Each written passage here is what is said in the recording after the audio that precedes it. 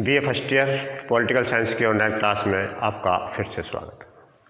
देखिए, पिछली वीडियो में मैंने आपको बताया था कि नागरिकता के प्रकार कौन से हैं, नागरिकता प्राप्त करने की कौन कौन सी शर्तें हैं और नागरिकता का अपहरण किस प्रकार से होता है।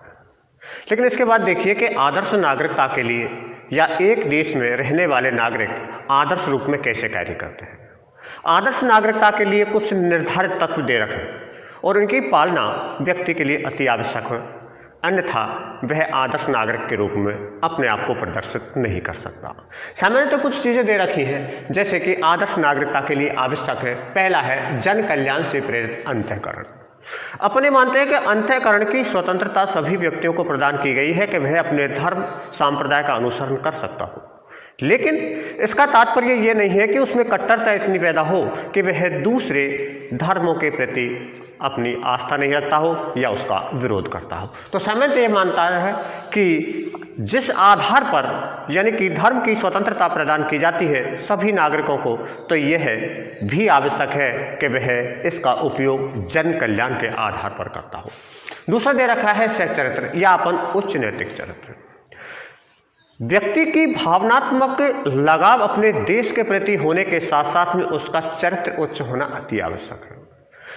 चरित्र उच्च होने के आधार पर ही एक दूसरे व्यक्तियों के प्रति भावनात्मक लगाव होता है, दया की भावना पैदा होती है और इसके साथ साथ वह परोपकार के कार्यों को भी करने में सक्षम होता हो। सामान्यतः अपन ये कह सकते हैं कि अपनी संपत्ति का कुछ अंश राज्य के लिए भी अंशदान किया जाना आवश्यक है, जिसके कारण राज्य का विकास और तेजी से हो सके। तो यह भी निर्धारित है कि आदर्श नागरिकता के लिए व्यक्ति को सच्चरित्र होने के साथ साथ में भावनात्मक दया और समर्पण का भाव भी होना अति आवश्यक है। इसके बाद देखिए कि विचारों की उदारता। विचारों की उदारता से तात्पर्य यह है कि यहाँ पर कट्टरता का विरोध किया जाना आवश्यक है। सामान्यतः यह माना जाता है कि एक देश में रहने वाले विभिन्न धर्मावलंबी या विविधता में एकता जहाँ पर पाई जाती है, वहाँ पर एक दूसरे व्यक्तियों के मध्य सामंजस्य की स्थिति का होना अति आवश्यक है, जिसमें विचारों में उदारता यानी कि प्रत्येक व्यक्ति के विचारों को दूसरे व्यक्ति के विचारों से इस प्रकार से समायोजित किया जाना चाहिए ताकि उसमें विरोधाभास पैदा नहीं हो। और इसी आधार पर यह कहा है कि आदर्श नागरिकता के लिए यह आवश्यक है कि उनके विचारों में उदारता का होना। इसके बाद देखिए कि आचार की शिष्टता एवं श्रेष्ठ आदत है। अपन मानते हैं कि श्रेष्ठ आदतों के आधार पर ही एक उच्च या आदर्श नागरिकता यानी प्राप्त की जा सकती है। सामान्यतः अपन ये मानते हैं कि अच्छी आदतों से तात्पर्य ये माना जाता है कि राष्ट्रीय संपत्ति की सुरक्षा के तत्वों को निभाता हो। जहां जन सहयोग की बात आती है वहां पर राष्ट्र के लिए ज़्यादा से ज़्यादा सहयोग प्रदान किया जाता हो। आपातकालीन परिस्थितियों में राज्य के लिए कुछ अंशदान भी प्रदान किया जाना चाहिए।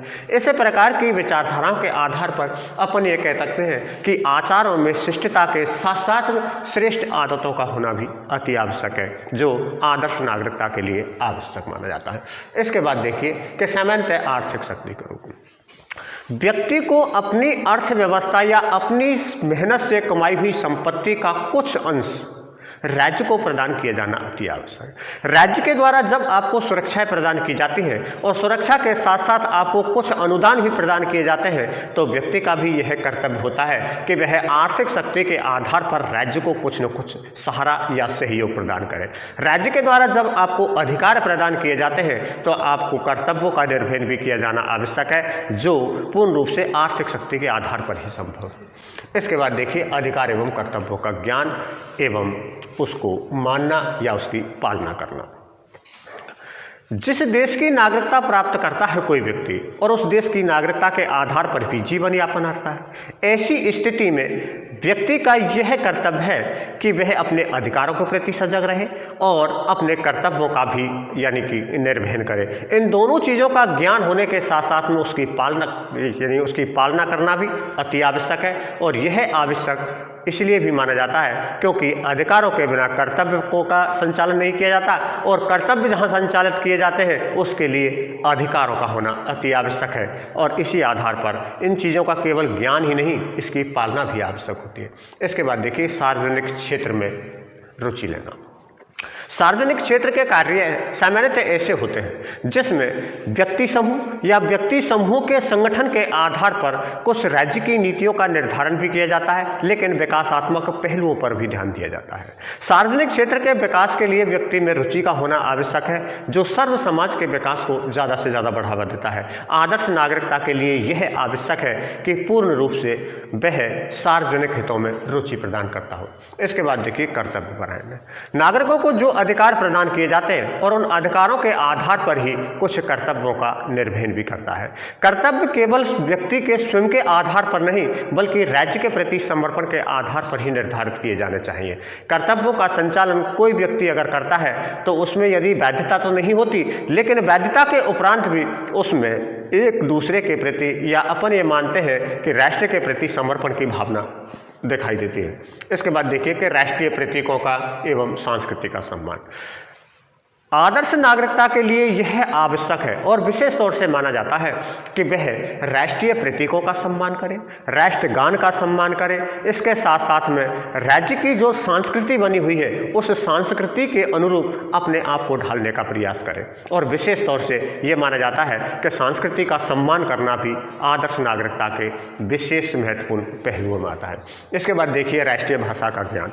जो भी व्यक्ति यहाँ का है, नागरिकता प्राप्त होती है।